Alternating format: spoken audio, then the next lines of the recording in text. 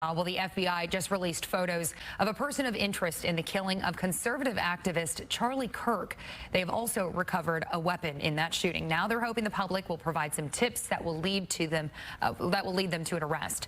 Fox 4's Sean Rabb is here with the very latest developments, including the biggest development thus far in this case. Yeah, a lot of developments, and let's start today with that just released photo by FBI in Salt Lake City. The images aren't crystal clear, but if someone knows him, they'll know him.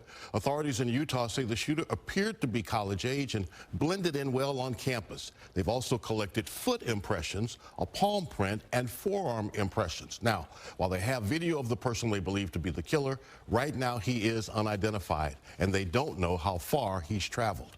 The 31-year-old Kirk was shot as he was engaging with students at Utah Valley University.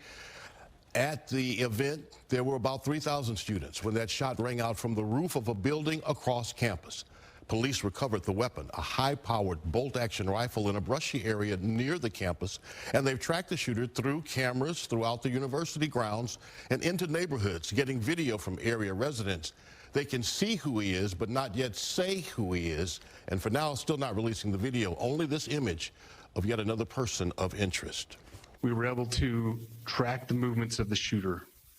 Starting at 11:52 a.m., the subject arrived on campus, shortly away from campus. We have tracked his movements onto the campus, through the stairwells, up to the roof, across the roof to a shooting location.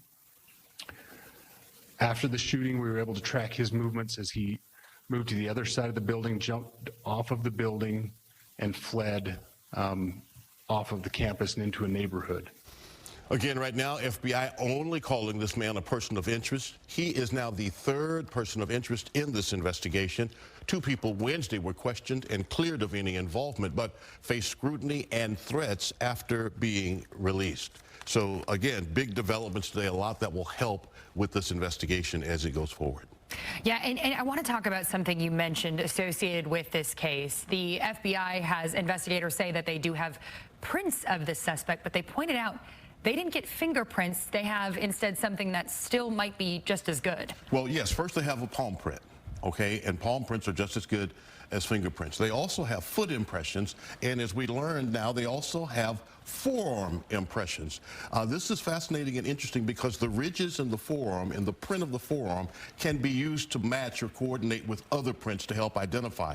A foot impression helps build a profile of the suspect. Not only that, but FBI has new technology. It is called next generation identification software. It's using AI and machine learning to take small bits and pieces and match that against any various number of identifying sources. So if this person's face is anywhere, maybe a driver's license, maybe a work ID, if this person has ever been fingerprinted anywhere, not criminally, but just anywhere, they'll be able perhaps to find it. It would be out there. And so we just showed video as well, you pointed out, from that news conference with authorities earlier this morning. And they did say they would eventually release photos of the person of interest, which we eventually found out they ended up doing it just about immediately after that news conference.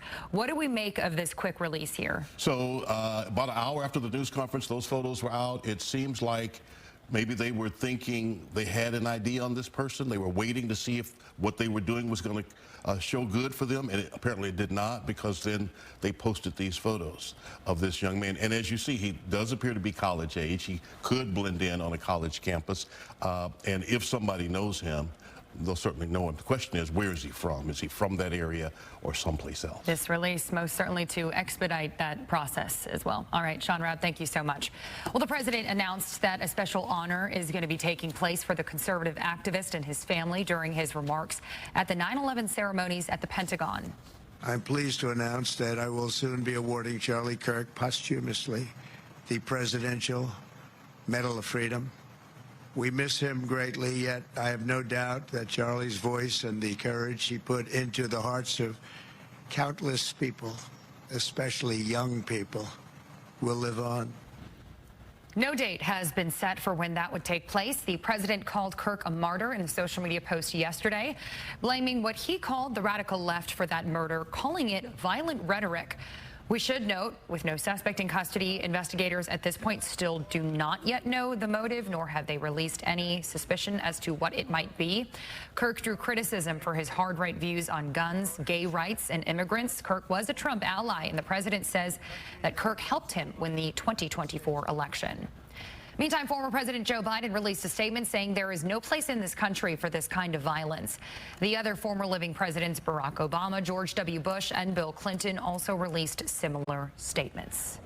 Police say a 37-year-old is facing a capital murder charge for allegedly beheading a man at a Dallas motel. Happened at a motel on Samuel Boulevard near I-30 and Dolphin Road shortly after 9 this morning. Video captured police arresting a man covered in blood just down the road. Fox 4's Peyton Yeager has the very latest tonight. Peyton. Steve, and we're still waiting at this hour at 9 p.m. for that suspect to be booked into the Dallas County Jail. Meanwhile, witnesses who saw this graphic attack tell me there was some type of argument, some type of altercation before the suspect pulled out a knife, and that's when people at this motel began calling 911. Newly obtained cell phone video shows Dallas police officers handcuffing a man on the ground. He's wearing a white T-shirt with blood on it. Wednesday evening, Dallas police announced 37-year-old Yordanis Cobos Martinez was charged with murder. Dallas police making the arrest half a block away from the downtown suites south of I-30 near Fair Park. Officers rushed to the motel around 9:30 Wednesday morning. The victim, now identified as 50-year-old Chandra Nagamalaya, was beheaded near the front office. Terrible. Brianna Irwin was next door getting gas when police swarmed the area. Just praying for the family. Just praying for the family. Our officers were proactively patrolling the area and responded quickly to take the violent criminal into custody. Even though he was armed with a bladed weapon, the officers showed tremendous restraint and used minimal force to apprehend him. Surveillance video from a nearby business captured police making the arrest outside a nearby beer mart. More police come and assist. Another cell phone video shows a man lying on his back before being hauled off in custody. I hope the criminal justice will come swiftly to this man. Now, the relation between the suspect and the victim, that is still unknown at this time. It's still under investigation. Also unknown, a motive. We're waiting for police to release that information, but we do know the suspect was interviewed here at DPD, and he is being transferred to the Dallas County Jail. Steve and Heather. All right, Peyton Yeager, thank you. The city of Grapevine will continue their yearly tradition today, honoring the victims of the 9/11 terrorist attack. Fox 4's Shannon Murray live at the city's 9/11 memorial, where tributes will begin soon. Shannon. Lauren and Brandon, they do host this event every single year. They say it is critical that they never forget that tragic day 24 years ago. You can see everyone getting set up here right now in front of the 9/11 memorial here in Grapevine. The city is hosting this event to commemorate the 24th anniversary. The fire chief will give opening remarks here this morning. Then flight attendants and pilots will also speak here today. At 7:46, the flag will be lowered to half staff, and there will be a moment of silence and remembrance of the first plane hitting the North Tower. And they'll also have a bell ceremony and a wreath laying. Then at 8:03, another moment of silence in remembrance of the second plane hitting the South Tower. And this morning, we talked to the fire chief, who said he can recall that morning very well 24 years ago. And while we are far from New York City, he says Grapevine will continue to remember the victims and their families. We're going to never forget, just like we always said. You know, we've got many people in our jobs today that weren't even born on September 11, 2001. So it's important for us to continue to remember and never forget those brave individuals, the police officers, the Port Authority, the firefighters who ran towards danger that day to rescue those Americans that were in those towers. And again, this is an annual tradition here in Grapevine. If you're not able to make it here today, you will be able to watch a live stream of this memorial remembrance ceremony on the City of Grapevine Facebook page. We can also share a link on our website, fox4news.com. And we'll check in with you guys here in the next hour of Good Day with another look at this event once it gets started any minute now here in Grapevine.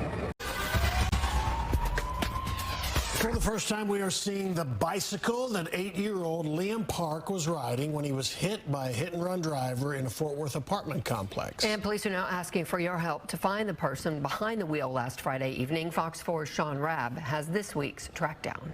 So we've already brought you the story of 8-year-old Liam Park here in North Fort Worth, the Mercantile apartment complex where he was hit by a car last Friday. Officer Buddy Calzada, here's what.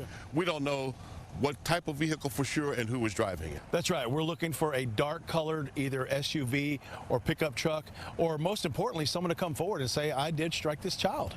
I turned my head in I had 3 seconds and then it just smacked into my tire. Tell us about what you could learn from the bicycle. You know, looking at the bicycle, it's obviously got damage. The child has some injuries, so we know this did occur. We're still gathering evidence to see what that vehicle may be, maybe give the media a license plate. What we're trying to do right now is just see if that driver will come forward, or anybody that heard about what's going on will share with us. Somebody knows who that person is. Exactly right. Either somebody who lives here, somebody who was a passenger, somebody who's been told. Absolutely. Or the driver themselves. That's exactly right. What do you need? You know, it's real simple. All we're asking is for the public that has any knowledge or any evidence they can share with us, reach out to Detective Mask. His number's on the screen here at 817-392-4662. Just tell him what you have. Come forward. Somebody knows who did it. Even the driver. Come forward, come clean, and help solve this case of the hit and run. That's really mean of them to just drive away and not check on me. And now I have skin injuries and I'm hurt, and they deserve to get arrested. 8-year-old little Liam Park. Look, he lived, but oh, this was so dangerous. And come forward, do the right thing. Love that little boy, first of all, Liam. You can watch past